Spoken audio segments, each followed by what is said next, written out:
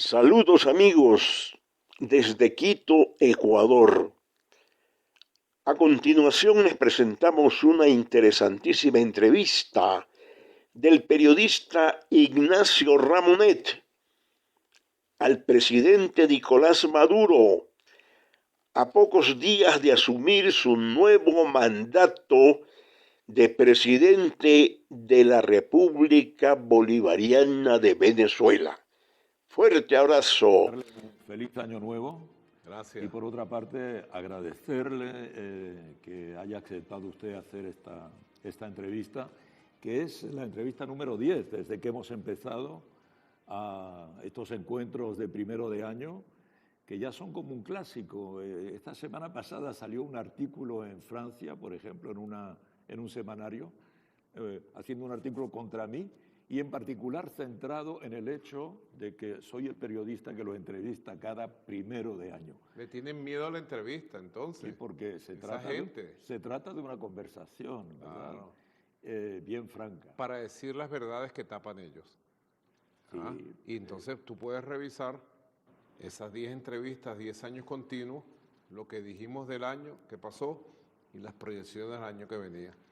Lo que se ha ido haciendo también, cada vez que estas entrevistas tienen también un carácter de que permite hacer un balance del año terminado y abrir perspectivas sobre el año nuevo. Al que no le guste que abra el debate, pues abrimos un debate. A nosotros nos gusta mucho el debate de ideas, la batalla de la verdad contra tanta manipulación, y para eso, bueno, yo soy el que te agradezco a ti esta ventana de oportunidad. Cuando empezamos estas entrevistas eran publicadas por escrito. Era otro siglo, otro mundo. Era otro mundo. Ahora estas entrevistas corren durísimo es por las llamadas redes sociales. Las redes sociales. Y las plataformas. Presidente, la entrevista va a ser como cada año dividida esta vez en 4 partes. Vamos a hablar de política interior, que hay mucha temática importante, de economía, que es un tema fundamental. Vamos a hablar de tecnología y sociedad, precisamente por esto que acaba usted de decir, de las redes sociales, y terminaremos hablando de política internacional. Correcto. Entonces, quería empezar con la pregunta siguiente, que tiene que ver con la cuestión de la democracia en Venezuela, ¿verdad?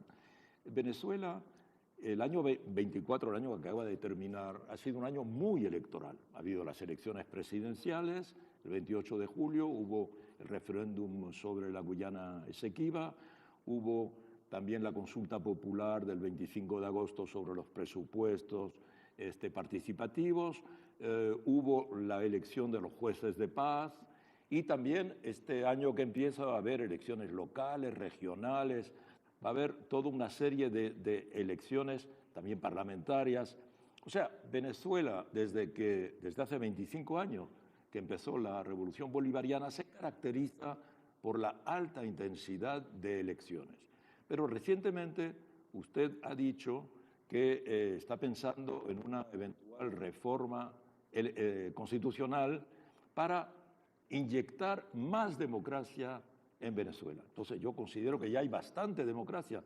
¿Qué es lo que estima usted que es necesario añadirle a la democracia venezolana? Bueno, son varios temas. En primer lugar, el balance que tenemos ahora que la Constitución cumplió 25 años, el 15 de diciembre pasado, es muy auspicioso, muy positivo, porque a pesar de tantas conspiraciones, de tantos intentos de golpes de Estado, del golpe de Estado que pudimos revertir en abril 2002, de la guerra económica en distintas fases, de la guerra psicológica, cognitiva, la guerra política, nacional, internacional, nosotros hemos podido ver el reverdecer de la propuesta principal de la Constituyente de 1999.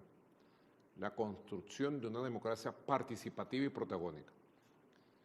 Se decía en el momento, finales de los años 90, comandante Chávez comenzó a enarbolar la idea de superar la vieja, agotada democracia de partidos, democracia representativa. Porque supuestamente, siendo una democracia, bueno, es una gran limitación verdaderamente al quien es dueño de la soberanía, del poder, que es el soberano, el pueblo. Y nosotros podemos decir que las ideas y propuestas de hace 25 años se cumplieron amplia y plenamente. Nosotros hemos tenido 31 elecciones constitucionales. 31 elecciones periódicas, permanentes, a tiempos e impecables. Elecciones de carácter presidencial, cuando ha correspondido, a pesar de todas las guerras, bloqueos. Nunca ha habido excusas para posponer ninguna elección presidencial. Elecciones para gobernaciones y consejos legislativos, que es el poder estatal. Elecciones para alcaldías y consejos municipales, poder municipal. Hemos tenido 7 referéndums, incluyendo el referéndum de la Guayana Esequiba, para dirimir temas claves, fundamentales. Hay que recordar un referéndum que fue muy importante en 2007 para una reforma constitucional que lo perdimos por 20.000 votos y reconocimos inmediatamente el resultado. Hay que recordar el referéndum de febrero de 2009 para hacer una enmienda a la Constitución, porque en Venezuela no se puede cambiar ni una coma, ni un punto, ni una palabra a la Constitución sin llevarlo a referéndum. Eso es un mandato constituyente y un derecho constitucional del pueblo. Ahora, más allá de eso, el comandante Chávez empezó en el 2006, 2007, la construcción de una democracia popular directa, con la fundación de los primeros consejos comunales, luego el desarrollo del concepto de comuna, que es la agregación de los consejos comunales, y entregarle a los vecinos, a las vecinas, el poder del autogobierno. Nosotros hemos retomado con mucha fuerza la idea de la democracia directa, de la democracia vecinal, comunitaria, en este caso la construcción de lo que dice nuestro pueblo, de un nuevo Estado comunal, de un nuevo Estado moderno, dentro de la idea de la modernidad socialista bolivariana del siglo XXI, no dentro de la idea de la modernidad fracasada del mundo occidental, ¿no? Ni de la posmodernidad, que fue una crítica a la modernidad. En este caso, estamos tratando de construir un nuevo concepto a partir de la Constitución del 99. Y los resultados han sido y son extraordinarios. Este año, el año 2024, hicimos 3 consultas directas a las comunidades. 2 consultas para proyectos, para entrega de presupuestos, para proyectos comunitarios decididos, definidos, planificados y votados y aprobados por el voto popular, directo, secreto, amplio, mayoritario. Eso implicó la aprobación de miles de proyectos vecinales para resolver problemas muchas veces acuciosos que el burocratismo del viejo Estado no atiende, no resuelve. Yo fui testigo en una región llamada Guatire, Araira, aquí en el estado Miranda, de un proyecto de un muro de contención para una vía principal de acceso a un área productiva, en la ruta de la Mandarina, y cómo le estuvieron pidiendo al alcalde de allí durante años el muro de contención porque se le iba a caer toda la vía de acceso, y no le dieron respuesta jamás. Y nosotros, la comunidad, en una de las consultas, la primera, aprobó el proyecto, se le bajó el recurso directo, algo así como $10.000, el equivalente a $10.000, y la comunidad en 4 meses hizo el muro, pero de una manera fantástica, completa, segura. Y le sobró dinero para recuperar un ambulatorio y recuperar una escuela, lo cual te demuestra que la democracia directa, la democracia vecinal, con la participación en el ojo del pueblo, es infinitamente superior, mucho más eficiente que el viejo y vetusto Estado burgués desgastado que aún todavía tenemos por ahí, que es como una convivencia extraña entre ese viejo Estado que no termina de resolver los problemas en lo local y esa fuerza telúrica de un nuevo Estado que va surgiendo de las bases.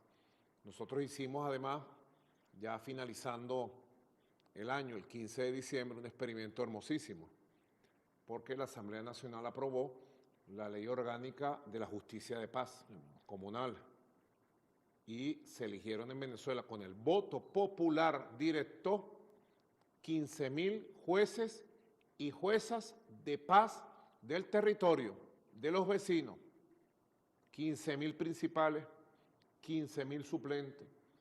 Esto no se dice en el mundo, porque en el mundo lo que le interesa es repetir que en Venezuela hay una dictadura, que no hay democracia, y que la única democracia que existe es la democracia de ellos, del norte, del occidente, de este imperio colectivo degradado, descompuesto y ya en etapa final de decadencia, y no decir que aquí en el sur global, en Sudamérica, hay una experiencia que están haciendo hermosa de la democracia popular, la democracia directa, la democracia de los vecinos. Así que hemos tenido un tiempo maravilloso para comprobar que es posible construir otra forma de hacer política, que es posible, necesario y urgente para la humanidad plantearse nuevos modelos. Y a partir de allí, de ese debate, surgió entonces una propuesta muy poderosa, ha sido muy bien acogido por toda la sociedad venezolana, que a partir de enero 2025 avancemos hacia una reforma constitucional que democratice todo el Estado, que democratice toda la sociedad y que avance hacia un proceso de fortalecimiento de una nueva forma de hacer la política, de una nueva democracia. Para allá va dirigido, y además con un método dialogante, incluyente. Yo estoy conformando un equipo especial de, pudiéramos decir, expertos, asesores, consejeros. Tengo el ojo puesto en las formas de consulta al poder popular que tanto nosotros aplicamos permanentemente, y también un conjunto de asesores, consejeros internacionales que se han ofrecido para apoyarnos, y muy pronto, quizás ¿cómo traducir esto en ley, en cierta medida? Sí, porque la reforma constitucional, para hacerse valer, tiene que hacerse un proyecto primero.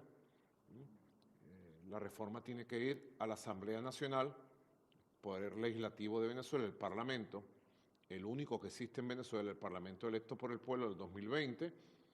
Una vez que el Parlamento apruebe un proyecto, ese proyecto tiene que ir a la calle, al pueblo, al debate, al referéndum, y el que tiene la última palabra en Venezuela para aprobar una reforma, para cambiar la Constitución, es el soberano, es la democracia directa, es el pueblo. Señor presidente, el mundo entero en este momento está como a la expectativa de dos tomas de posesión que van a tener lugar en los próximos días. Por una parte, la del presidente electo de Estados Unidos, Donald Trump, en Washington, que será el 20 de enero próximo, y la de usted, que será dentro de unos días, el 10 de enero. La pregunta es, ¿cómo explica usted que para tantos observadores internacionales haya como el mismo interés entre la toma de posesión en la primera potencia del mundo y el cambio de mando, que en este caso no se produce porque usted ha sido reelegido en Venezuela? ¿Qué tiene de particular Venezuela para ser el centro de atención mundial? Porque hay una disputa por el control y el dominio de Venezuela. Venezuela fue el centro de las luchas anticolonialistas, independentistas, de hace 200 años exactamente. Aquí nos acompañan, bueno, la espada, el sable libertador de Carabobo, con que el libertador Simón Bolívar dirigió el 24 de junio de 1821 la batalla victoriosa que echó al ejército imperial español de tierras de lo que hoy es Venezuela. Aquí nos acompaña la espada que le dio el pueblo de Lima, los pobres de Lima, los indígenas, los artesanos, para declarar a Bolívar su libertador, su salvador. Son dos espadas de una gran importancia simbólica de nuestra historia, de una gran significancia. Y también aquí tenemos una daga que perteneció al gran mariscal de Ayacucho, vencedor hace 200 años en Ayacucho, que terminó de echar a los ejércitos imperiales de Europa, de España, de este territorio de Sudamérica. Todos estos símbolos, la pistola del libertador Antonio José de Sucre, bueno, marcan con mucha fuerza las luchas que hoy nosotros llevamos adelante. Hay que decir, presidente, que estamos en el despacho presidencial. Sí, este es el despacho número 1 del Palacio de Miraflores, que es una casa, la Casa del Pueblo. Y precisamente estos símbolos nos acompañan diariamente, permanentemente. Y es un recordatorio permanente, Ramón, de dónde venimos, de cuál es nuestro proyecto, de dónde viene toda la fuerza y la energía nuestra para el siglo XXI. Así que, fíjate, el imperio creyó que en el 2024 podía dar un golpe definitivo en Venezuela. Y hicieron un doble juego. Por un lado, lo que yo he llamado la diplomacia del engaño, que lo practican mucho los imperios y el imperio estadounidense en el mundo, con sus distintas modalidades, la diplomacia del engaño con falsa atracción, falsas ofertas, para tratar de ellos luego de ganar espacio, clavarte el puñal por la espalda, o también aplican en otros momentos la diplomacia del engaño en base al chantaje, a la amenaza de invasión, de guerras económicas. Nosotros conocemos todas esas formas de actuar, el imperio estadounidense y sus aliados. Ellos creyeron que el 2024 era el año definitivo y aplicaron la diplomacia de engaño a partir de negociaciones que desarrollamos con el gobierno saliente Joe Biden, que ellos incumplieron plenamente. Lo que se llamó las conversaciones de Barbados, ¿verdad? Y de Qatar. Y de Qatar. Correcto. Y la firma de los documentos. Ahí están los documentos, que ellos incumplieron de manera vulgar, descarada.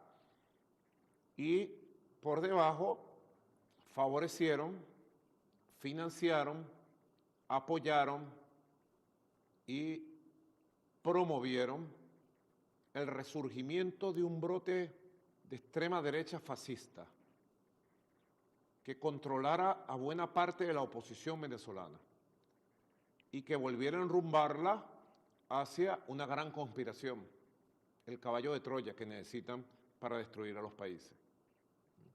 Y ellos creían, una vez más, como lo creyeron en el golpe de Estado 2002, subestimándonos, subestimando al pueblo de Venezuela, creyeron que tenían el plan perfecto. Pero un pequeño detalle, no contaron con el inmenso poder que tiene el bloque histórico de la Revolución Bolivariana. No contaron que en Venezuela hay un bloque histórico poderoso y que tiene una fusión perfecta entre el poder popular, el poder militar y el poder policial. Es lo que llamamos la unión y la fusión cívico-militar policial, que yo le he venido llamando la fusión popular militar policial del gran bloque histórico, tomando el concepto de Gramsci, desarrollado por Chávez, de la Revolución Bolivariana. Así que este año nosotros hemos desmadrado el plan imperialista para tratar de destruir a la Revolución Bolivariana. Y ellos mantienen su empeño obcecado, obsesionado, de desestabilizar a Venezuela. Y entonces tratan de convertir, así como convirtieron las elecciones presidenciales del 28 de julio en una elección mundial, y ahora con las redes sociales más todavía, la manipulación de las redes sociales. ¿Cuántas elecciones hubo en el 2024 en el mundo? Cientos de elecciones. Decenas, por lo menos. Decenas. Uno de los años más electorales de la historia. Pero hubo solo 2 elecciones. La de Venezuela, 28 de julio. Y Estados Unidos. Y Estados Unidos en noviembre. La convirtieron en una elección mundial. Ahora quieren que el 10 de enero sea una toma de posesión mundial. Tratando de hacer lo que no han logrado ni van a lograr, que es desestabilizar nuestra patria, desestabilizar nuestra democracia, descarrilar a Venezuela y tratar de llevarlo por los caminos del caos, la división, llevarlo por los caminos del enfrentamiento y con el caos, la división, la violencia, hacer un llamado a una intervención extranjera militar, que es el sueño último de esta idea descocada del fascismo venezolano, de la extrema derecha, de tratar de aplicar un método de máxima presión, violencia y destrucción de las fuerzas revolucionarias del chavismo. Sencillamente, Venezuela está en paz, calma, tranquila y segura de su destino, segura de su camino. Y así como hemos sabido desgajar, desmadrar, desmontar conspiraciones internas, caballos de Troya fascistas internos, presiones externas, conspiraciones, mercenarios, terroristas, durante estos 25 años hemos tenido ya el aprendizaje y la capacidad para nosotros garantizarle al pueblo de Venezuela y a los pueblos del mundo que nos apoyan, que nos aman, que aman al pueblo de Venezuela, que Venezuela va a seguir su senda de independencia, paz y revolución. Ten la seguridad de eso.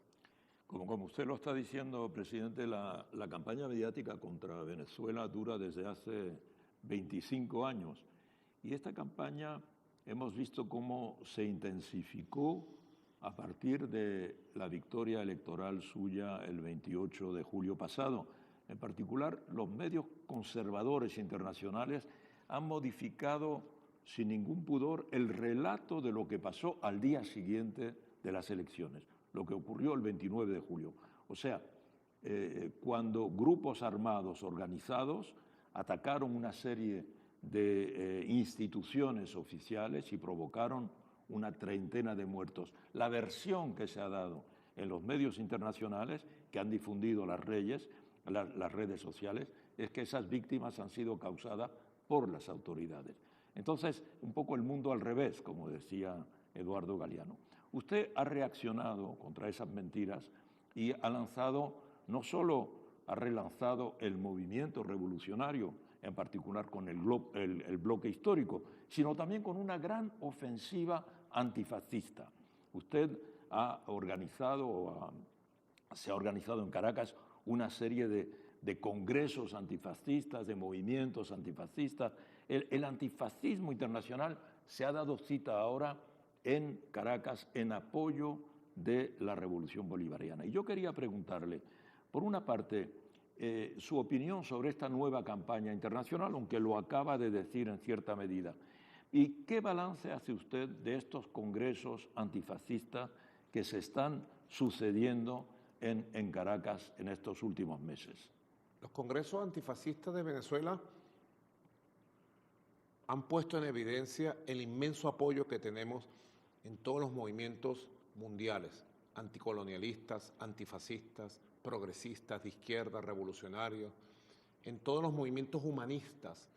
Aquí en Venezuela se ha venido a reunir gente de la inmensa diversidad civilizatoria de todos los continentes, de todos los países, que están buscando ¿qué? Una alternativa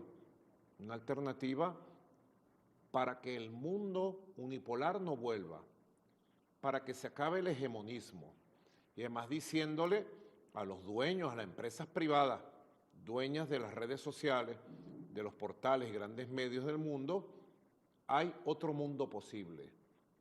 Y el mundo de la realidad en Venezuela nosotros lo apoyamos, en primer lugar. En segundo lugar, el inmenso apoyo del pueblo de Venezuela a los congresos antifascistas.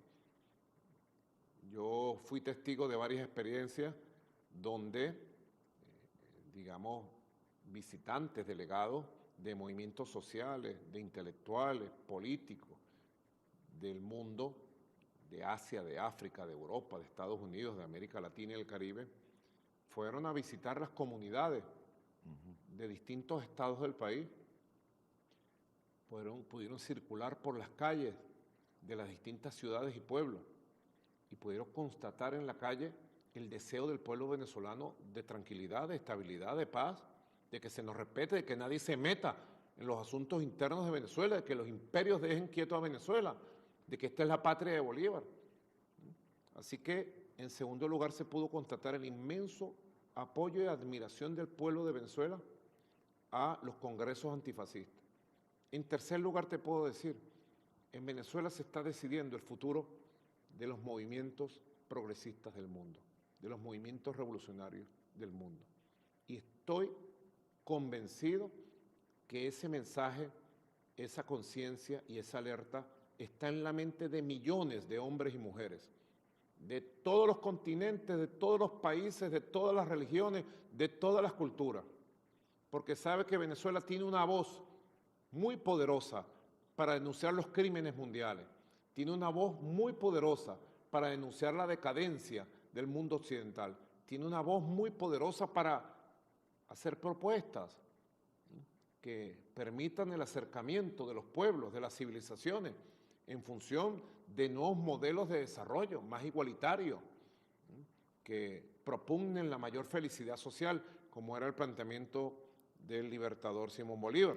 Así que la gente estuvo observando, así como hay manipulación de las redes sociales, de los sicarios, mercenarios, que escriben artículos por aquí, por allá, en portales, en medios de comunicación.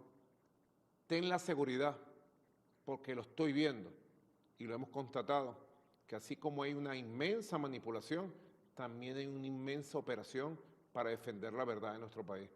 Y la gente sabe qué significó la conspiración para utilizar las elecciones del 28 de julio y llenar de violencia al país, dar un golpe de Estado con una intervención extranjera. La gente tiene conciencia del inmenso valor del esfuerzo del pueblo venezolano para en 48 horas restablecer la tranquilidad y la paz, para hacer justicia. Los órganos de justicia en Venezuela, el Ministerio Público, el sistema judicial, tú sabes que ha adelantado una investigación profunda, profesional, ajustada al derecho interno, inclusive ajustado a los cánones internacionales, para establecer a los responsables de los actos de violencia, de los crímenes de odio que se cometieron.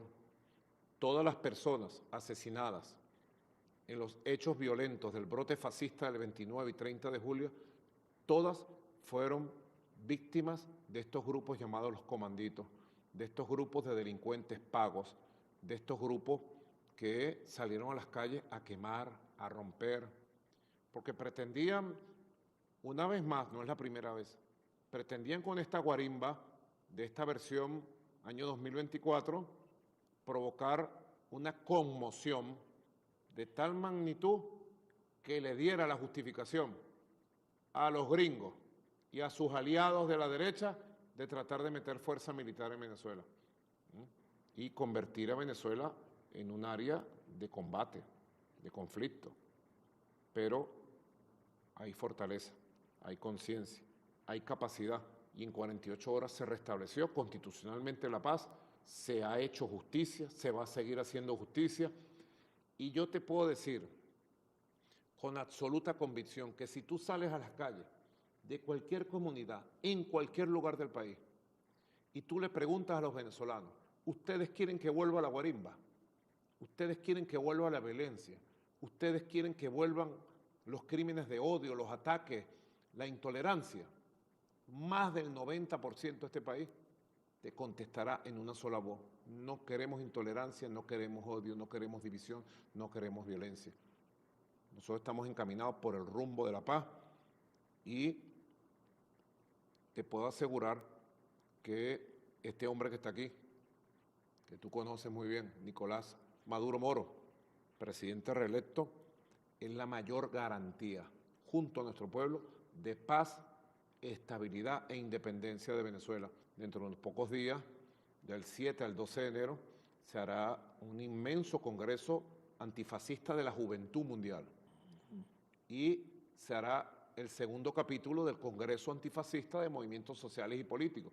Así que estamos esperando la llegada de más de 2.000 líderes y lideresas de movimientos sociales y políticos de todos los continentes que vienen junto a Venezuela a celebrar las victorias del antifascismo, porque en Venezuela se está decidiendo el futuro de la lucha contra ese modelo macabro que trata de resurgir, que es el fascismo.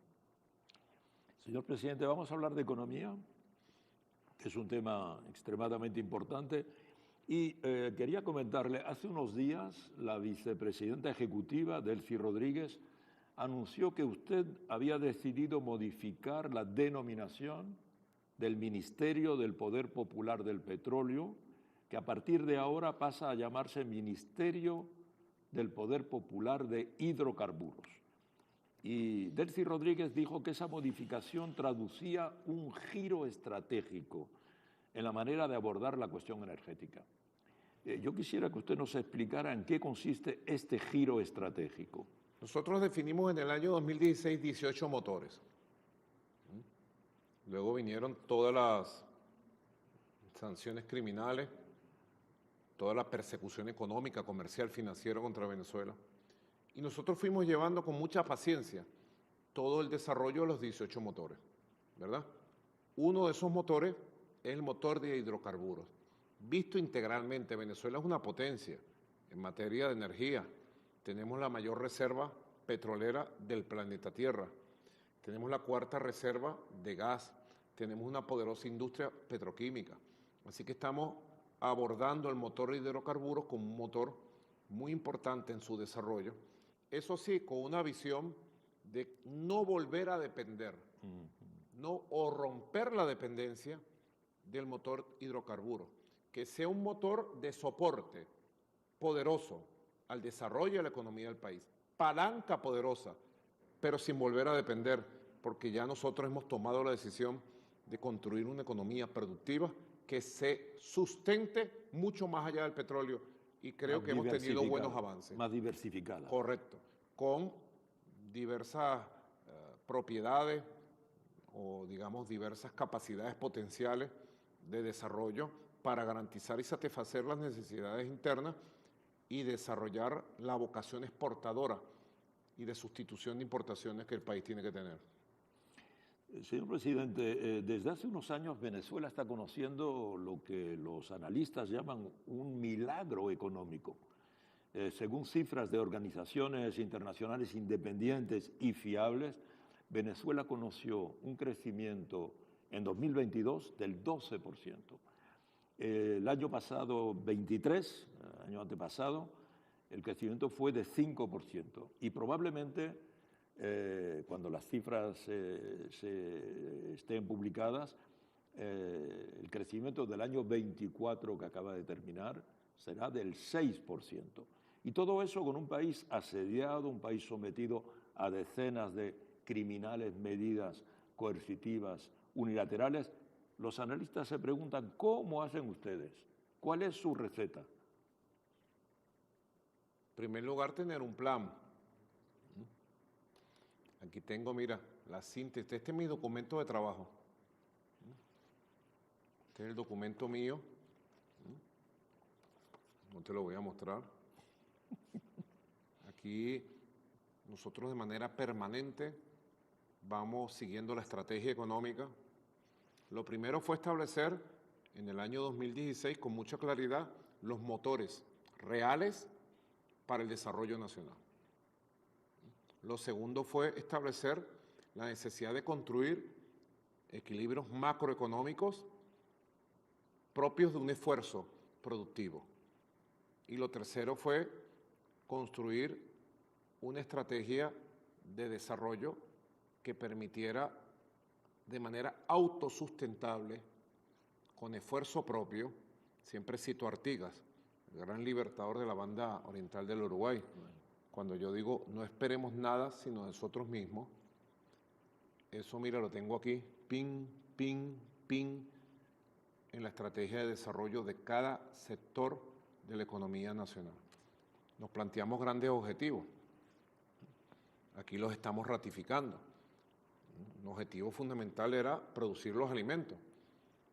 Yo hice una reingeniería de la gran misión Agrovenezuela que creó el comandante Chávez y hicimos una reingeniería en debate con el movimiento campesino nacional y asumimos en la práctica acciones que permitieron liberar las fuerzas productivas del campo. Y Venezuela pasó de un 80% de dependencia de productos alimentarios del exterior. Teníamos 120 años comprando toda la comida en el exterior. ¿Por qué? Porque mira, la chequera petrolera. ¿Ah? Pasamos de un 80% de dependencia.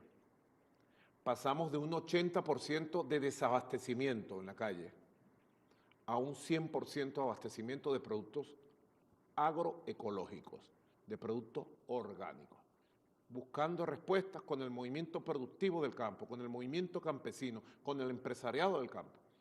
Es fundamental lo que es el desarrollo del campo, de la tierra, del alimento. Y hemos ido recuperando, bueno, la capacidad de la industria venezolana, que llegó a estar hasta en 8%. Venezuela tiene una industria importante en todos los sectores, con un buen nivel. El comandante Chávez hizo una buena inversión industrial en el país a través de sistemas crediticios, etcétera, etcétera. Y llegamos a tener el sistema industrial venezolano en un 8%. Este año globalmente estamos cerrando en 45%. Yo el próximo año le he planteado a la vicepresidenta, a la rectora de la Economía, Delcy Rodríguez, que tenemos que llegar al 70% para completar el ciclo de sustitución de importaciones, que es un ciclo necesario para romper el ciclo negativo de importaciones, de cosas que podemos producir aquí, producir todo aquí y fortalecer el nuevo ciclo de vocación exportadora que permite que entre mira platica, divisas convertibles para fortalecer el sistema cambiario de Venezuela, tener dinero para muchas otras cosas. Aquí yo tengo el plan, ¿ves? Todo esto lo voy a ir, ya yo planteé las 7 transformaciones. Las 7 transformaciones. Correcto. La primera de todas, la gran transformación económica de Venezuela. Seguir avanzando en el desarrollo de una fuerte economía. Fíjate que hemos desarrollado un fuerte mercado interno. Ahorita tuvimos el 81% de crecimiento del comercio interno nacional en el último trimestre. Es lo que yo he calificado como un sobrecalentamiento del consumo interno, que te demuestra gran capacidad de compra y consumo de la población y te demuestra un alto nivel de abastecimiento por producción interna, pero también por importaciones. Entonces hay que buscar un equilibrio ahí, que no se importe tanto y que se produzca todo aquí. Eso es un elemento fundamental.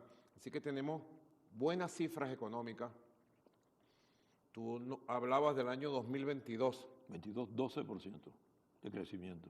Te corrijo, si me lo permite. Sí, pero por favor. Fue el 15% el crecimiento del año 2022. Fue el primer año de crecimiento después de los misiles, de las sanciones criminales económicas. Cayeron los misiles, soportamos, resistimos, y el primer año de crecimiento de la economía real fue el 2022, 15%. El segundo año fue 2023. El año 2023 tuvimos el 5.5%. El 2024, de acuerdo a todos los datos científicos, estadísticos, técnicos, va a superar el 9% del crecimiento del Producto Interno Bruto, con un altísimo nivel de crecimiento de la economía real. Y también de la economía de los hidrocarburos, que nos vamos recuperando, Ramonet, con inversión propia, con tecnología propia y con el inmenso esfuerzo, sabiduría y preparación y capacitación de la clase obrera de los hidrocarburos venezolanos, con su conocimiento. Porque debe saber que seguimos nosotros sufriendo la persecución económica contra nuestra industria petrolera, nuestra industria carcífera. Así que hay buenos elementos. Estamos teniendo en el 2024 la inflación más baja en los últimos 20 años.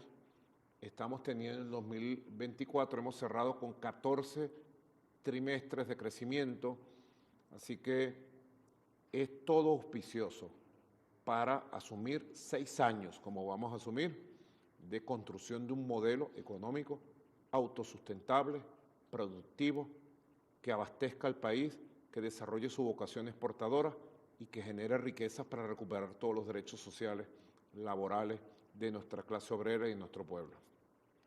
Señor presidente, en la continuidad de lo que acaba de decir, ahora que la situación económica está mejorando notablemente, ¿qué buenas medidas puede usted anunciar en esta época de fiestas para mejorar la vida cotidiana de los venezolanos y las venezolanas en el año 2025? Bueno, aquí tengo el plan. En primer lugar, consolidar la autosuficiencia alimentaria e integral del país, vital, y la vocación exportadora. Estamos teniendo grandes inversiones en el campo venezolano para avanzar en ese objetivo. En segundo lugar, consolidar la estabilidad del sistema cambiario venezolano y la lucha contra la inflación. Eso es vital para tener las mejores condiciones del desarrollo económico, social del país. Aquí hay un conjunto de elementos que están bien articulados, bien activados. Seguir garantizando las inversiones y la tecnología propia y con nuestros aliados del mundo para estabilizar el servicio eléctrico y seguir estabilizando los combustibles en el consumo interno, la recuperación de todo el sistema de refinación venezolano. Son elementos fundamentales dentro del plan a nivel social. Nosotros en el año 2023 yo creé la fórmula de la indexación del ingreso integral de los trabajadores. En el año 2024 lo profundizamos y lo llevamos hasta más allá de lo que podíamos, porque los ingresos dependen de los ingresos del país. Yo te podría decir, nosotros apenas hemos recuperado el 10% de los ingresos que el país tuvo. Y con eso tenemos nosotros que invertir y recuperar todo. Pero este año 2025 vamos a avanzar en fortalecer el concepto de indexación y de recuperación de los ingresos reales para ir creciendo en la misma medida que va creciendo la generación de riquezas nacional. También el plan para completar este año 2025 la recuperación del 100% de los establecimientos de salud del país, con plena garantía de funcionamiento, la tecnología. Hemos avanzado con las brigadas comunitarias militares, que ha sido un milagro, y también este año 2025 vamos a recuperar el 100% de escuelas y liceos de todo el país, con esta fórmula maravillosa, las bricomiles, trabajar en todas las direcciones. Lo que te decía, para mí tiene una gran importancia y lo pongo en las prioridades. Este año vamos a hacer 6 consultas para entregar recursos directos a las comunidades, 4 de esas consultas para proyectos comunitarios generales. Una de esas consultas, la quinta, para proyectos específicamente de la juventud y para la juventud. Y otra para proyectos de los cultores, cultoras y todo lo que tiene que ver en la gran misión Cultura, la gran misión Viva Venezuela, mi patria querida. Y la aplicación del nuevo presupuesto comunal, que ahí tiene una modalidad que la gente va a empezar a conocer.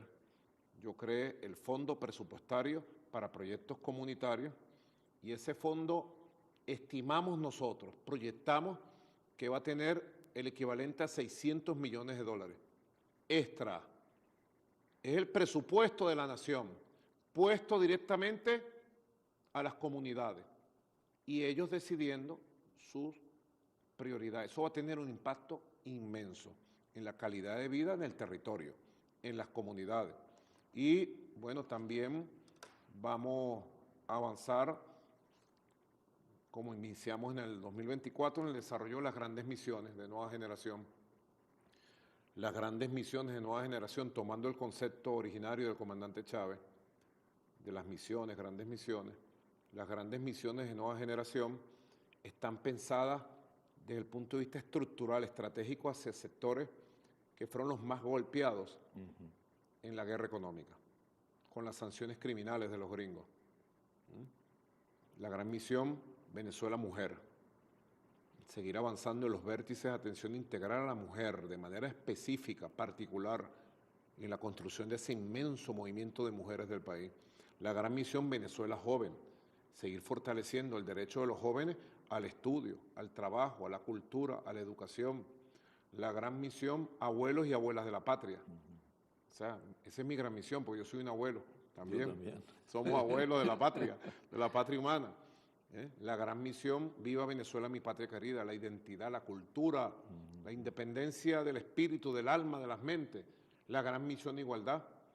Y al lado de esto, bueno, lo que tiene que ver con la vivienda y el hábitat, que es la repotenciación y unificación en un solo esfuerzo de la gran misión Vivienda Venezuela y la gran misión Barrio Nuevo, Barrio Tricolor. Muy bonito, Barrio Nuevo. Barrio Eso ya Tricolor. está bello, está bien elaborado y creo que vamos a avanzar con nuevos métodos que la gente quiere, nuevos métodos para construir vivienda, arreglar.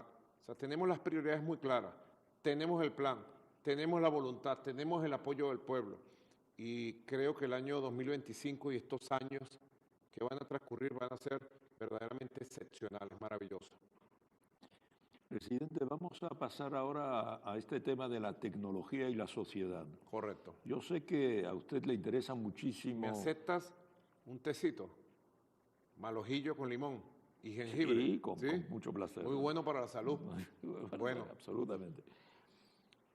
Entonces, me gustaría abordar un tema que sé que a usted le interesa mucho, que es el tema de las redes sociales y de su influencia en nuestras sociedades. Recientemente, varios gobiernos han tomado medidas para limitar el acceso a las redes sociales. Por ejemplo, Albania decidió prohibir TikTok durante un año. Por ejemplo, Brasil decidió prohibir el acceso de los dispositivos electrónicos, los teléfonos inteligentes en los establecimientos escolares. Y Australia ha decidido prohibir las redes sociales a todos los menores de 16 años.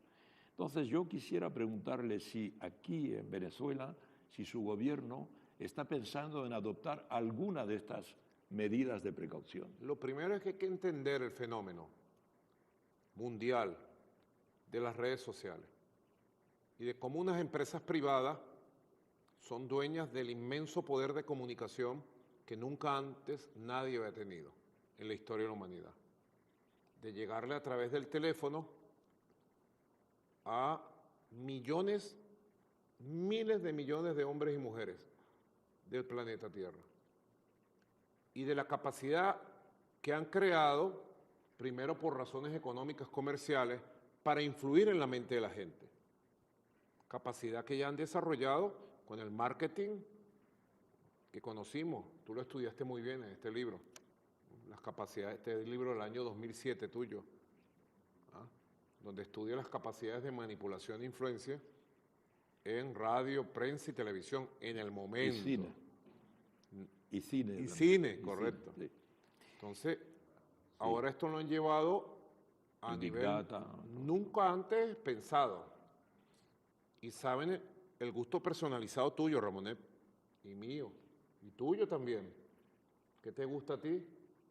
Si a ti te gustan los gaticos, los perritos, o te gusta tal refresco, tal comida, saben todos los gustos personales. Pero no se queda ahí, ya ha sido llevado a nivel de lo que es el poder político, para la manipulación de procesos electorales, para la manipulación de procesos políticos, para la desestabilización de países. De hecho, las grandes potencias del mundo tienen control sobre las redes sociales de sus países. La República Popular China, India, Rusia, bueno, y los Estados Unidos, que controlan las grandes empresas privadas de multimillonarios, dueños de Facebook, WhatsApp, Instagram, YouTube y ahora TikTok. Porque al final TikTok ha terminado sucumbiendo a el chantaje y el mando de los poderosos de Estados Unidos. Primero hay que entender, yo me he puesto a estudiar mucho el tema, porque no es fácil. Es más, he visto gente que lo entiende teóricamente, pero que es víctima de la influencia de las redes sociales. Porque hay mucha gente que sabe bastante de redes sociales, pero también es una víctima más. Yo me puse a leer este libro me lo trajo Juan Carlos Monedero en los días del brote fascista en Caracas. Te lo recomiendo, yo recomiendo estos libros a todos, los estuve leyendo este año y los repaso. Fascismo Mainstream, de Carles Censo, periodismo, conspiraciones, algoritmos y Vox al servicio de la extrema derecha. Tú lees este libro y crees que lo escribieron para interpretar lo que sucedió en Venezuela el 27, 28, 29 y 30 de julio. Esto que dice el libro se aplicó en Venezuela para un golpe de Estado fascista. Nosotros no sabemos el libro de memoria, pero en la práctica. El libro es muy Claro, valioso. lo han vivido. ¿Sí? Aquí hay un libro que cayó en mis manos también, me lo regalaron, de Jonathan Haidt, un estadounidense, no lo conozco. Muy buen libro, bestseller del New York Times, La generación ansiosa. ¿Por qué las redes sociales están causando una epidemia de enfermedades mentales entre nuestros jóvenes? Lo escribe un intelectual estadounidense, lo recomiendo. La palabra del año, este año, ha sido podredumbre cerebral. Podredumbre Brain rot. cerebral, que es lo que crean las redes sociales. Pudren las emociones, el cerebro, la capacidad de reacción. Aquí tengo otro libro de Marta Peirano, una española. El enemigo conoce el sistema. Manipulación de ideas, personas e influencias después de la economía de la atención.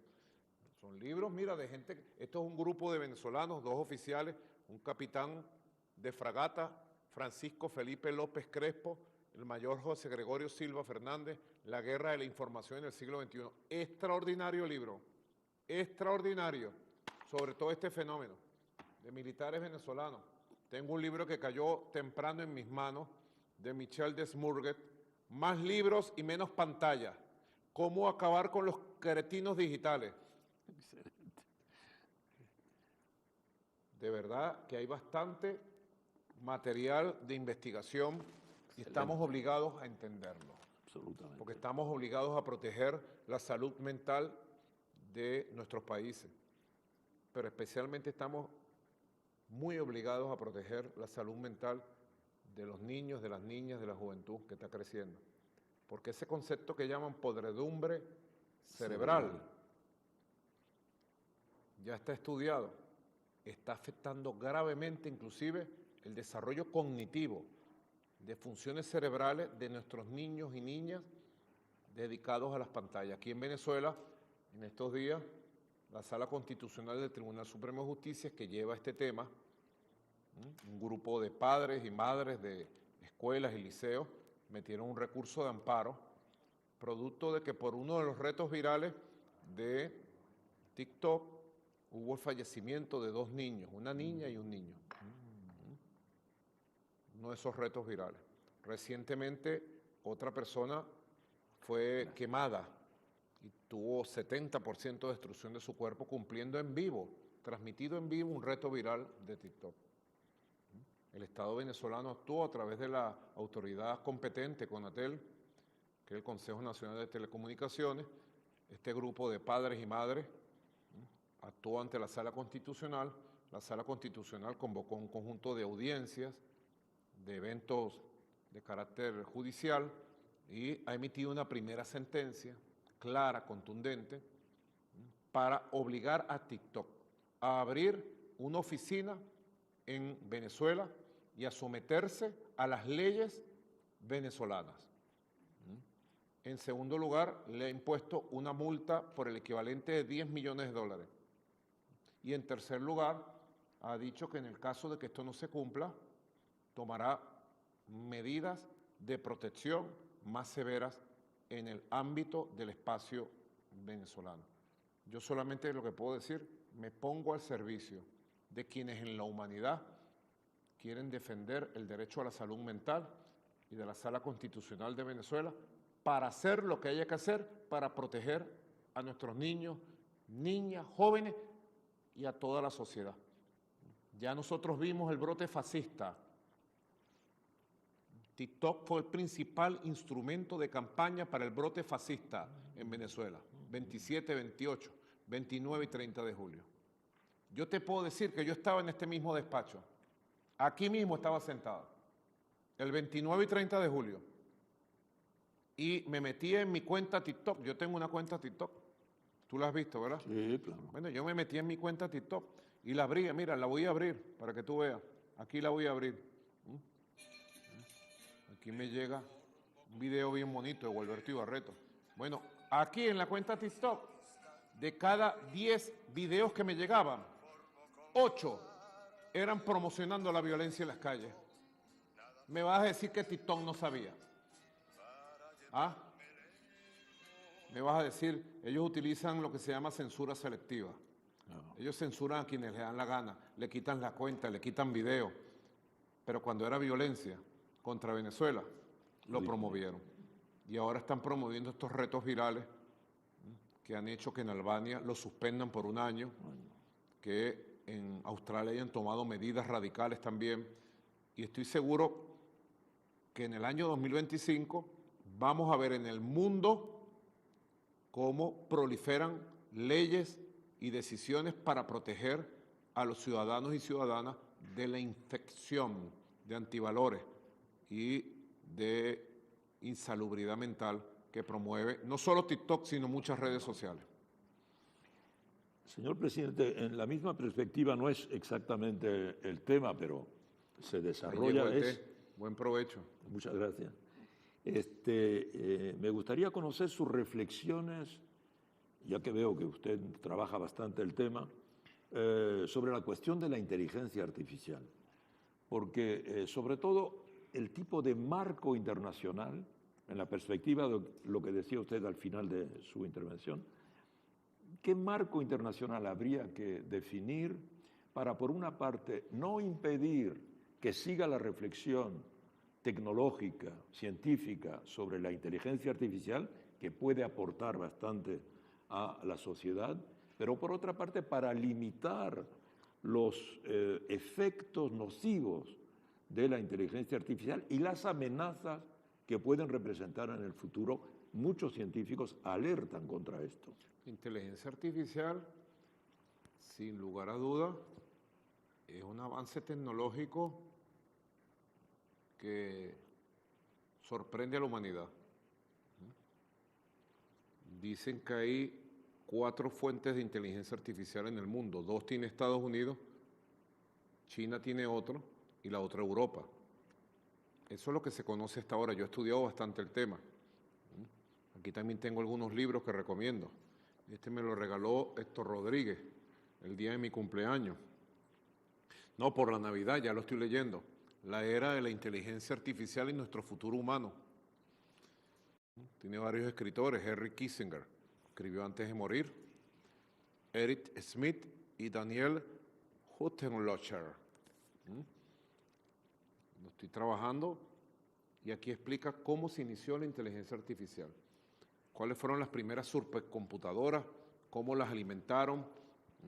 También aquí hay un libro que me regalaron, estoy leyendo, la editorial Debate, se llama Artificial, la nueva inteligencia y el contorno del humano, de Mariano Sigman y Santiago Bilinkins. Sí, lo conozco bien a Mariano Sigman. Ah, ¿verdad? Sí, es un chico argentino, un científico muy brillante. Correcto. Y aquí un descendiente de japoneses, Michio Kaku, la supremacía cuántica, la revolución tecnológica que lo cambiará todo. Claro, los ordenadores, los computadores cuánticos pueden hacer miles de millones de operaciones donde antes tardaba siglos, ahora tarda segundos. Es lo que ya están llamando la superinteligencia artificial. Y nuestros países tienen la obligación de conocer esta tecnología, conocerla muy bien. Ahora está combinado inclusive, Ramonet, yo lo he dicho bastante, pero tú sabes que tapan muchas cosas que uno dice. Combinan la inteligencia artificial, más allá del Big Data, de lo que era el Big Data, para conocer los países, y ya las redes sociales están direccionadas por inteligencia artificial, para la influencia de segmentos. Los algoritmos ya son inteligencia artificial. Y los bots. Y los votos. Por ejemplo, saben tus redes sociales y conocen completo todo tu historial, tu vida. Y ahora, todo lo que tú publicas, en lo fundamental, cuando te llegan comentarios, ya te llegan comentarios particularizados. Yo se lo decía en estos días a un muchacho, un artista que empezaron a atacar desde Miami, la ultraderecha. Bueno, porque él habló bonito de Venezuela, un artista famoso de Venezuela. Habló bonito de Venezuela, vino a Venezuela y entonces después se quejaba. Me llegaron 1000 mensajes y yo le dije, los mensajes que te llegaron por bots. Pero los bots, los robots, ya no son un almacén donde hay un poco de gente con unos teléfonos mandando mensajes, no. Ya eso se lo ahorraron. Ahora es inteligencia artificial aplicada a redes sociales y te conocen tu historia y saben dónde golpearte. Entonces te amenazan a una hija, te amenazan a una persona querida, te dicen algo que te puede ofender. Entonces, cuando tú lees los mensajes que te envían, es una guerra cognitiva, es una masacre psicológica lo que intentan hacer. La inteligencia artificial, nosotros estamos trabajando, recientemente inauguré la Universidad de las Ciencias Humberto Fernández Morán, tiene una carrera de 4 años de inteligencia artificial, ingeniería y tecnología de inteligencia artificial. Ahí estamos dando diplomados también, estamos preparando el personal nacional y además con colaboración con Cuba, con China, con Irán, con Rusia, porque tenemos que prepararnos, estamos en el mundo de la inteligencia artificial. Y lo que dice el presidente Xi Jinping, que lo he leído de él, un líder tan esclarecido como el presidente Xi Jinping, así como es una amenaza, y lo es una oportunidad. Cuidémonos, también es una oportunidad, así que es un gran tema por los años que están por venir. Presidente, vamos a pasar al último segmento de nuestra conversación sobre política internacional. Usted ha viajado bastante a Oriente Próximo, conoce bien el mundo árabe. Por otra parte, aquí en Venezuela hay una comunidad árabe importante, en particular hay una comunidad de origen sirio que también es importante. Y quería preguntarle, ¿usted se sorprendió de lo que ocurrió el pasado 8 de diciembre cuando fuerzas insurgentes entraron en Damasco casi sin resistencia y se derrumbó el Estado basista? ¿Qué análisis hace usted de este acontecimiento? Bueno, yo creo que todavía está en evaluación. Yo creo que ni los que llegaron al poder saben cómo llegaron, ni por qué llegaron. Uno ve declaraciones y acciones permanentes. Esperemos que se calmen las aguas y poder saber la verdad de lo que sucedió. Se sabe que hubo fuerzas muy poderosas que actuaron con la mayor tecnología. Yo todos esos días estuve en comunicación con nuestro embajador, Biomorgui, un gran embajador, un gran compañero. Estuvo allí hasta hace apenas unos días que salió de Damasco por las amenazas que hay de asesinato de diplomáticos todavía ya. Y estuve al tanto de todos los acontecimientos. A mí me llamó mucho la atención cómo tomaron las redes sociales y cómo el Estado sirio no tenía instrumentos para evitarlo y cómo lograron imponer el terrorismo digital, el terrorismo en redes sociales y paralizaron a la sociedad completa. Habría muchas formas de explicar lo que sucedió.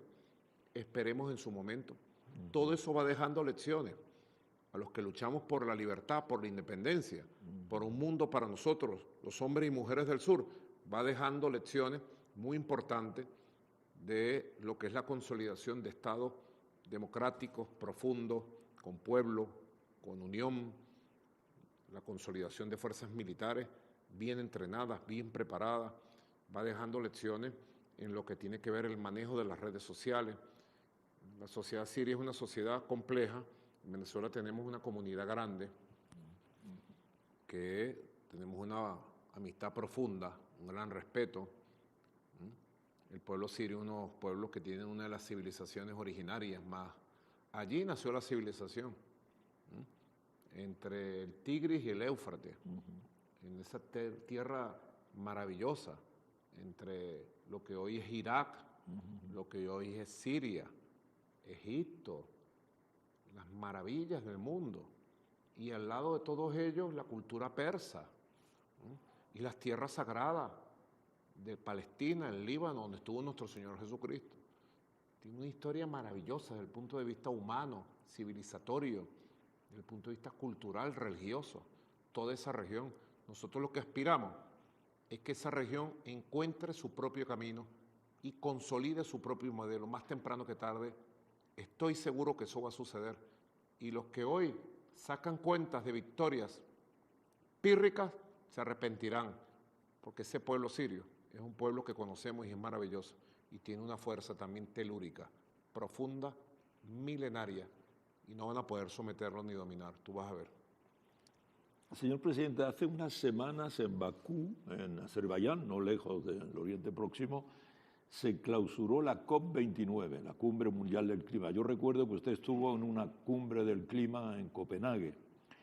Una de las conclusiones de la Cumbre del Clima es que hay que reducir las emisiones de los gases de efecto invernadero y en particular las que emiten las energías carbonatadas, el petróleo, el gas y el carbón.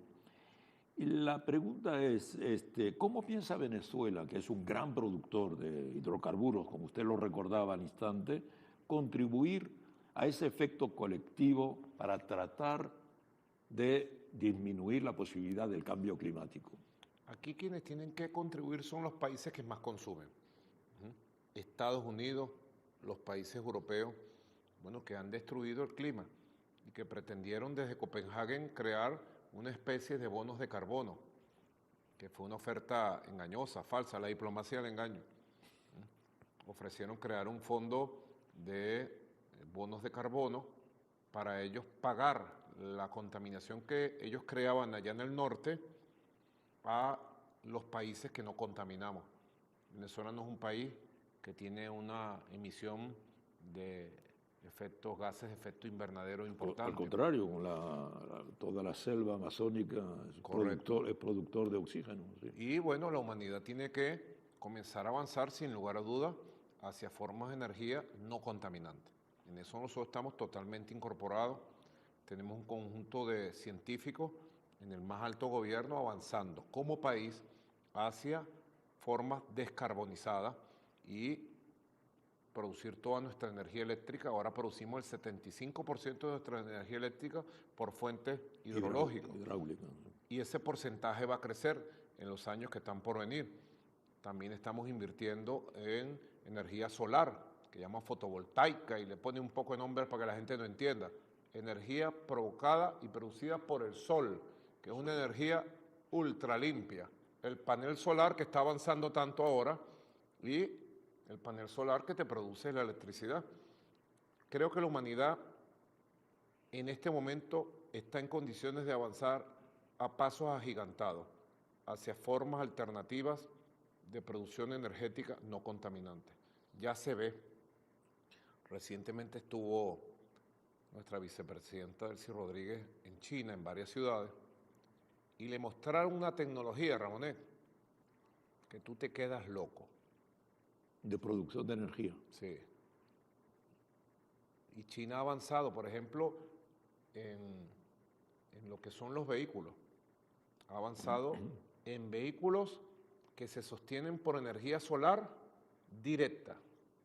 Ni siquiera hay que conectarlos para que consuman. Nosotros estamos ya haciendo una negociación con una de las empresas chinas de producción de vehículos eléctricos para ensamblar en Venezuela, producir vehículos eléctricos con energía solar. Hay cosas maravillosas que la tecnología permite. Y también es muy importante, yo lo he explicado a un grupo de jóvenes en estos días, lo que tiene que ver con la agricultura regenerativa, que están aplicando en algunos lugares en África, para recuperar zonas totalmente desiertas, totalmente áridas, en la misma medida que vayamos recuperando zonas boscosas, defendiéndolas, como el Amazonas, en la misma medida que vayamos regenerando zonas que ya están desertificadas, en la misma medida que vayamos fortaleciendo los microhábitats a partir de un proceso regenerativo verde, creo que se podrán equilibrar las cargas del inmenso daño que en 150 años el capitalismo depredador le hizo a ríos, bosques, mares y a todo el ambiente en general. Es una de las líneas prioritarias de acción nuestra. Señor presidente, el pasado 24 de noviembre en Uruguay, el candidato Yamandú Orsi del Frente Amplio ganó la segunda vuelta de las elecciones y por consiguiente la izquierda está regresando al poder en ese país. Con la izquierda en el poder en Uruguay, ya son 11 países de Latinoamérica gobernados por partidos de izquierda. Por otra parte, hace unos días también se cumplió el 20º aniversario del ALBA, ¿verdad? De este mecanismo de integración regional que había fundado comandante Chávez y Fidel Castro. ¿Cómo ve usted hoy la cuestión de la integración regional? ¿Usted piensa que habiendo más gobiernos de izquierda en América Latina que desde hace mucho tiempo, el tema de la integración regional puede avanzar más rápidamente? Pienso que este nuevo proceso que se está dando tiene la explicación en el agotamiento prematuro, rápido, temprano, de las alternativas que desde la derecha han creado. Las oligarquías, las redes sociales, es un agotamiento tremendo, pues. ¿Qué alternativas han creado ellos ante el agotamiento también de alguna fórmula socialdemócrata, llamadas progresistas? El fascismo. ¿Qué es Milei? Es una respuesta extremista a el fracaso de un modelo que se trató de aplicar. El neoliberalismo. Todavía en los límites del neoliberalismo. Y Milei puede ser alternativa para el pueblo argentino. Milei, con sus locuras, su histrionismo, su extremismo, su insensibilidad sádica contra el pueblo, su modelo de destrucción del Estado, de la economía argentina, ¿puede ser una alternativa para Argentina? No, nunca. Así que seguramente a Milei le tendrá que venir alguna alternativa propia de Argentina con ideas de avanzada, con ideas de justicia social, de igualdad, de más democracia, a lo argentino. Eso está sucediendo en todos los países.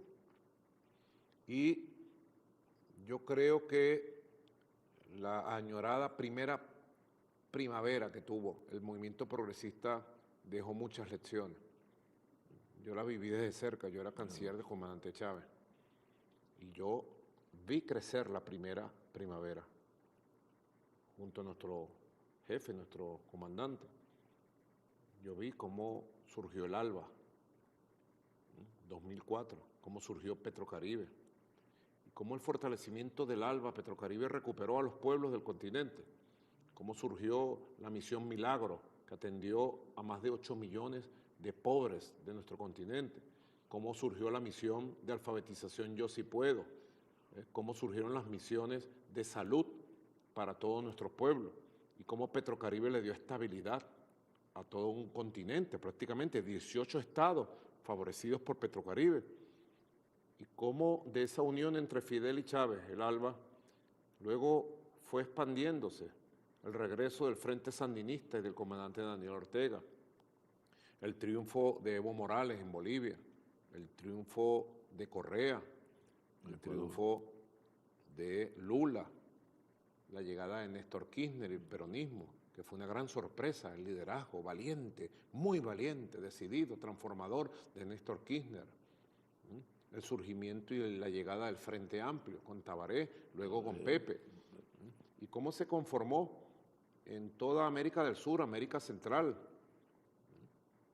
la llegada del Frente Farabundo Martí para la Liberación Nacional en El Salvador,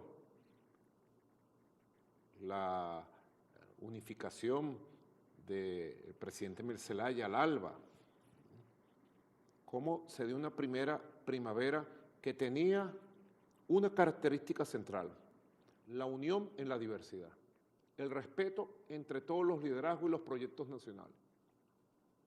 Seguramente siempre hay diferencias. ¿Cómo podemos ser todos iguales en el pensamiento político, en la doctrina? Pero se logró, bajo la conducción del comandante Chávez y los líderes del momento, un nivel de convivencia que permitió el nacimiento de UNASUR. Hay que recordar, porque lo recuerdo perfectamente, el 17 de abril del año 2007 en la isla de Margarita, cuando nace el concepto de UNASUR, hay que recordar que allí estaba Alan García, que en paz descanse, presidente de derecha en el Perú. Hay que recordar que en esa reunión de nacimiento de UNASUR estaba Álvaro Uribe Vélez, jefe paramilitar de la ultraderecha colombiana. La unión en la diversidad de los movimientos progresistas de izquierda y la unión en la diversidad de otras ideologías del continente. Y luego yo lo recuerdo perfectamente.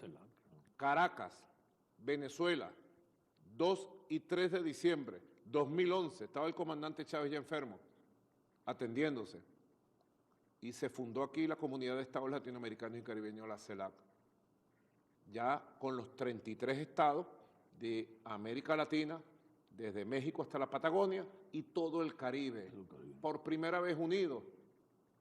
Pudiéramos decir el gran sueño del Congreso anfictiónico del libertador Simón Bolívar, un gran sueño unitario. Así que saquemos lecciones de esa primera primavera para lo que está surgiendo ahora. Permita la tolerancia, el entendimiento y sobre todo comprender con profundidad que necesitamos unir a la América Latina caribeña para poder construir un bloque de fuerzas, una confederación de fuerzas, de países y de gobiernos que permita a nosotros transitar el resto del siglo XXI. Hay mucha intriga, Ramonet, palabra cierta, ¿ves? Hay mucha intriga para dividirnos y tratar de decir la izquierda buena y la izquierda mala, el progresismo bueno y el progresismo malo. Echemos a un lado la intriga, veámonos a las caras y tengamos un plan claro de unión de América Latina y el Caribe. Señor presidente, el presidente electo estadounidense Donald Trump ha anunciado hace unos días que nombraba a un ex embajador, el señor Richard Grenell, como enviado presidencial para misiones especiales y en particular le ha confiado el seguimiento de las relaciones con Venezuela. ¿Qué opinión le merece a usted esta iniciativa? Me parece que está bien. Yo he dicho, esperemos que el presidente electo de Estados Unidos, Donald Trump, llegue a la Casa Blanca. El 20 de enero. Y luego que llegue a la Casa Blanca, veremos pues. Si tú me preguntaras, ¿cuál es la política del bolivarianismo del siglo XXI? Nosotros, los bolivarianos del siglo XXI. ¿Cuál es la política que me enseñó a mí el comandante Chávez? ¿Y cuál es la política que yo he practicado con Estados Unidos? Te diría diálogo, respeto y entendimiento.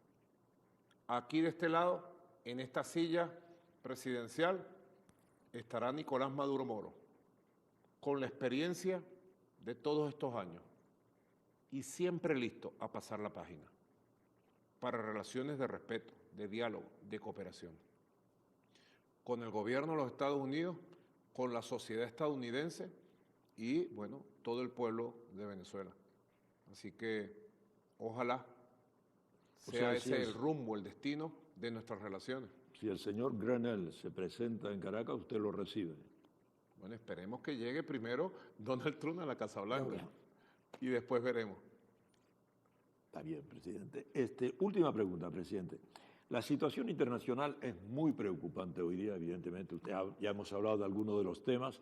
Se está cometiendo un genocidio de hace 15 meses y nadie hace nada. Las guerras se están multiplicando, no solo en Oriente Próximo, en el Líbano, en Siria, en Yemen, pero también en África, en Sudán, en el Sahel, el Congo. Las desigualdades, las migraciones, la cuestión del clima que hemos abordado aquí. El sentimiento general de la ciudadanía a través del mundo es que no hay autoridad internacional. El mundo funciona sin guía, sin modo de empleo. ¿Cree usted que hay razones para seguir creyendo en el sistema de Naciones Unidas y en las instituciones internacionales? Yo creo que estamos en una transición. La transición del mundo hegemónico, imperial, que ha durado siglos, pudiera decir milenios, pero particularmente el mundo que conocemos ahora es un mundo que surgió de la Segunda Guerra Mundial. Hubo un gran cambio en los años 90 porque la gran potencia, la Unión de Repúblicas Socialistas Soviéticas y el mundo del socialismo real, que no era socialismo ni real, no era nada, bueno, se desplomó. Ahora ha surgido una nueva correlación de fuerzas, donde hay grandes superpotencias. La superpotencia del siglo XXI se llama República Popular China. Otras superpotencias han surgido. La Federación Rusia es otra de las superpotencias. India, que en el pasado se llamó Bharat, nombre legendario de un pueblo que yo amo mucho, el pueblo de la India. Son como las tres superpotencias más importantes y un conjunto de potencias intermedias de avanzada, como la República Islámica de Irán, Arabia Saudita, Emiratos Árabes Unidos, Turquía, República Sudafricana. sí, Sudáfrica, que son potencias intermedias en proceso de desarrollo. Y han surgido países y regiones independientes en África. África se habla que es el continente potencia del futuro, con su crecimiento económico que va a tener. Y a la vanguardia hay países importantes como Egipto, Túnez, Argelia, entre otros. Etiopía, Nigeria. Etiopía, Nigeria, todo el proceso de descolonización de las antiguas colonias francesas, el nuevo eje que está surgiendo. Y aquí en América Latina también tenemos, bueno, a Brasil, que es el país continente que está destinado, está condenado Brasil a ser la gran potencia suramericana y latinoamericana. México también, México, que tiene una excelente conductora. Tuvo un excelente conductor 6 años, el presidente López Obrador. Ahora tiene una excelente conductora, la presidenta Claudia Sheinbaum. Así que hay un reacomodo de las fuerzas mundiales, de la correlación de fuerzas. Y eso tiene su efecto en el organismo multilateral que tenemos, que es la ONU. La ONU está viviendo en este momento un proceso de agotamiento grave, vista la disputa de poder, porque los imperios occidentales han decidido a trocha y mocha utilizar su poder militar, su tecnología militar, para amenazar al mundo, para agredir al mundo y para tratar de crear conflictos en general. El conflicto que crearon Ucrania-Rusia, la masacre contra el pueblo palestino, que es una guerra de exterminio, como dijo el Papa Francisco, no es una guerra, es un genocidio.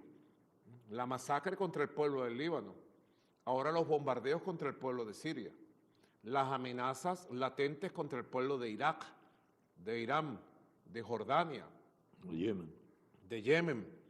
Así que hay un reacomodo. Veamos qué va a surgir de esta etapa. Nosotros creemos en el derecho internacional, denunciamos cuando son utilizados mecanismos de la ONU para favorecer los intereses de Estados Unidos o del imperio occidental global, y estamos en una disputa, en una lucha, que nadie se canse. Estoy seguro que al final va a prevalecer los valores universales, el derecho internacional, y al final van a prevalecer los intereses de los pueblos del mundo. Pero particularmente, al final de este camino, va a prevalecer los derechos históricos, el legado histórico de los pueblos del sur global. Así que entendamos que estamos en una transición, en una pugna muy dura de poder. Abracémonos a las grandes causas que defienden nuestro pueblo, y desde Venezuela decimos, con Bolívar, avancemos hacia el equilibrio del mundo, donde nosotros podamos existir con nuestra identidad, con nuestro proyecto y nuestro orgullo de ser venezolanos, latinoamericanos y caribeños. Así que tenemos muchos elementos en el legado histórico para poder entender y agarrarnos al futuro que nos pertenece. Chávez decía, Ramonet, nos decía a nosotros,